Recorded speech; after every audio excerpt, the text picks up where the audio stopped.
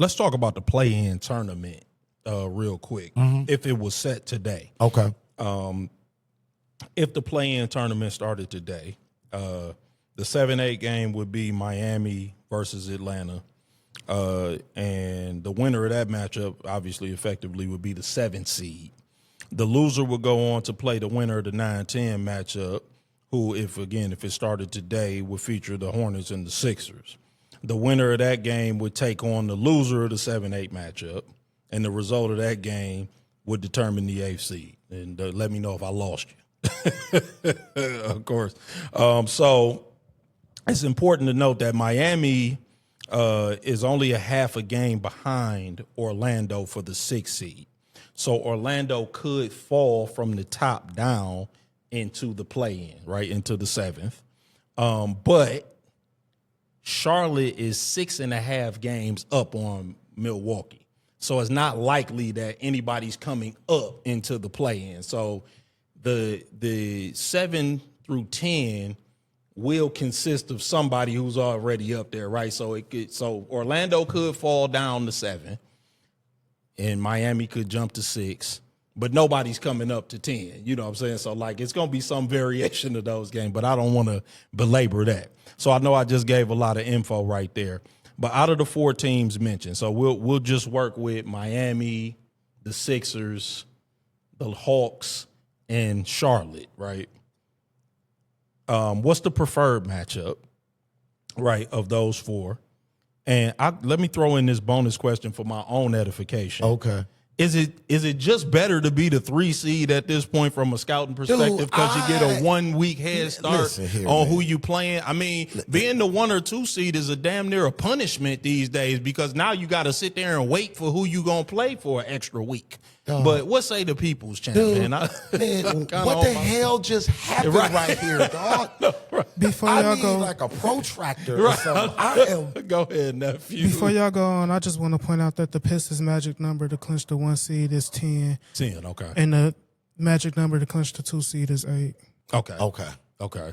Yeah, I appreciate it. Yeah, thank you for that math because we just did a bunch of other math. I mean, it's not your fault. Right. It's this whole attempt to, cultivate competition in this whole anti-tanking because we got a bunch of rich mofos that don't want to work. Right. You know what I'm saying? Essentially. And the job entails playing a game they've been doing since they had hair on their nuts. I know, right? Like, it is just crazy to me that we have to go through all of this to just get playoff teams. Right. But that said, is there any way out of all of that could the matchup be Atlanta and Charlotte? I mean, yeah. So I think that if it started today, right? I think the first matchup, the 7-8 game, is Miami versus Atlanta. So if Atlanta lost that and Miami won, then they would play So if Miami wins and Atlanta loses, then they would play the winner of 9-10. The winner of 9-10 at this point, the 9-10 matchup would be Philly versus Charlotte. No, it's the winner of 7 and 8 gets 7. Gets 7, right? The loser. That's what I said. The loser plays the winner. The winner of 9-10. Right. Right, I know, bro. I had to look back at last year. I'm like, how is this done again? So yes, so the loser. So if Miami beat Atlanta, so if it started today, 7 is Miami, 8 is Atlanta. So if Miami beat Atlanta, Miami State would be the 7th seed. Atlanta would play the winner of Philly and Charlotte. So I would expect that Charlotte would beat Philly, especially as of today, because neither Maxey or Embiid is playing. True. So then it would be Atlanta versus Charlotte. The winner of that game would be the 8th seed. That would be who we would play. Right, okay. So I mean, a play-in one game for it all against Atlanta, Charlotte would be must-see TV. That would be a great game. But of those 4 teams, though, because I'm just saying of those 4, who do you think would be the more advantageous matchup for the Pistons? Us? Yeah. Philly. I agree. Yeah, it's a mash unit. Yeah. Like, but the only caveat is that of those 4 teams, they the least likely to win. That's true too. I'm like, I don't think they got a chance. But if I a have snowball's my pick, chance in the ninth circle, give me those guys. yeah, I mean, because I just think they just beat up. But I think realistically, I would prefer for Atlanta to beat Miami and Miami to go and play the Celtics. However, I will admit that Miami does have a good history against Boston. And I don't think either one of those teams would beat Boston. I just want somebody that's just going to give Boston a hard time. Yeah, you know, like, right. Just tire them out a little more. Yeah, man. and then they got to play the Knicks, and they were having a tough time with the Knicks last year, even before Tatum went down. The Knicks, they just for some reason get up to play the Celtics. They do. I think they felt that team, when they kind of went into this phase that they're in right now, Boston, rightfully so, was the team that they were trying to build to take down. Yes. So, I think there is always will be some extra incentive, especially playoff time, with that matchup. So, yeah. Yep. So, I feel the same way. I think that Philly is probably the most advantageous matchup, but I think that the more likely matchup, Probably Atlanta. I think it's what Nephew said. I think that my prediction, if it stays the way it is, I think Boston gets Atlanta, we get Charlotte. Okay, Charlotte falls to 8. Yep, I think that's the way it would work. I think, oh man, yep. Oh man, I think Charlotte would. Round 2. Yeah. Right. Yeah. Now we talking. I think Atlanta beats right Miami and Charlotte beats Miami. Oh, sign me up for that. Yeah. Now we rooting for. Okay, now we are rooting for Charlotte. We want the Hornets. I do. I want the Hornets. We want the Hornets now. I kind of do. I think we're a bad matchup for the Hornets, even though the Hornets are playing well. All that tough talking. Yeah, I don't think that they are really built to beat us because they don't really have a rim protector. Yeah. You know what I'm saying? Like, we whooped off in that ass, didn't we end that streak too? Didn't they have a long streak? Yes, they had a 9-game winning streak. Yeah, we'll gladly stump a mud hole in another one and send them to Cancun while we're at it. Yep. So, I'm kind of the same opinion. And Atlanta is hot right now, and Kuminga hasn't even been fully healthy. Well, yeah, I think they're putting him on a minute restriction a little bit. Yeah, because he coming back from a hip injury. Yeah. He had the hip injury, a hip injury so as the well. Adrenaline starting to settle a little bit. And Jalen Johnson is just budding into a superstar, and Alexander Walker might be the hottest player in basketball right now. That dude is balling. Oh, my God. Yeah, 41 against Orlando the other night. Man.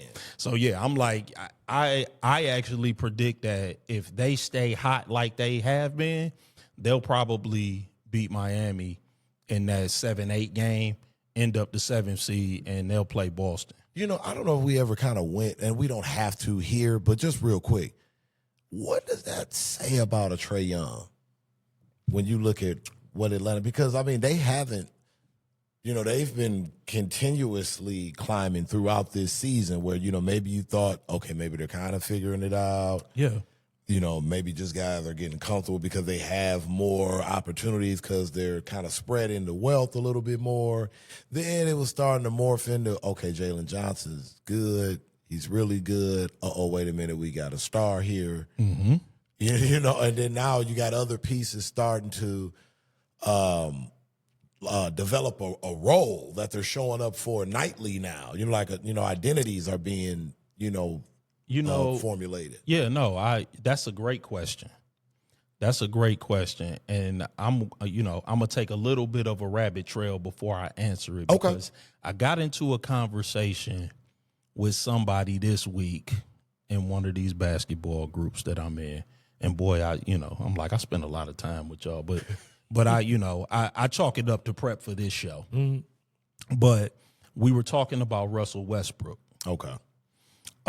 Because and they were like, I saw your clip about KD not being a force multiplier. He was like, I think that's an interesting concept. He was like, how do you feel about Westbrook, though? Because Westbrook kind of is a playmaker and everything. And I'm like, I think Westbrook is also, he kind of fits that mold as well for different reasons. Okay. I said, I think that he's so ball dominant that he is ineffective without the ball in his hand to the point where he's not a force multiplier. Like, it's not that he can't play make, it's that he can't do anything else. It's like when you take the ball away from him, he then becomes like a bench player, which is what he's been kind of relegated to. Like, he's like a backup bench player when he's got to try to take on another role. He doesn't have that ability to do that. I think Trae Young is much that same way. He's so ball dominant that he ends up taking away from the team. Like, some guys need the ball so much that it's like, bro, the ball's sticking. The ball has to, there's a right amount of ball dominance where, okay, like if you. So I think that, like, and again, not to be too LeBron centric, but if you're LeBron and you can score easily close to the basket and you need the ball, that's one thing. Or Luka, and you can score in volume and you need the ball, that's one thing, because you can both score and play make. I think Trae Young and Russell Westbrook, they're not efficient enough scorers to have the ball as much as they do. Yeah. You know what I'm saying? Without the ball, they're not the best screeners in the world. Right. You're not really doing much. Like Russell Westbrook, he's a good slasher. He's a good athlete, but not that good. You know what I'm saying? Like, his best thing is to have the ball in his hand. So, that's a great question, and I think Trae Young sort of fits that mold where he's, it's going to be interesting though, because he has been dynamic, right? And you can't. I don't want to make it to seem like I don't want to write the book on him yet. That's the only thing. Yeah, like, or even trying to steer it down a negative road, because correct. I certainly don't think he gives you like empty calories. No, like I don't think he's an empty calories guy. But I just think you need the right circumstances. But it's glaringly different. I mean, it is. And what I mean by it is that you saw it with Atlanta before it was reflected in the win and loss column. Correct. With Atlanta, like you started to see it like early January when he was off the floor, and they looked different and better. Yeah, like no, you absolutely right. I think there are circumstances where both Westbrook and Trae Young can thrive. Because I think Westbrook is probably aged out at this point. Right. But in his prime, there were circumstances in which it was like, one other dominant scorer and then some guys who don't need the ball as much. A coach other than Scott Brooks was all he needed. Because I still to this day don't understand how you can sit here and coach Kevin Durant, James Harden, and Russell Westbrook and don't realize at the end of games he can have the luxury of putting the ball in James Harden's hands and decide who gets the ball between Russell Westbrook and Kevin Durant. That's insane. Hey man, that's a whole that is another conversation.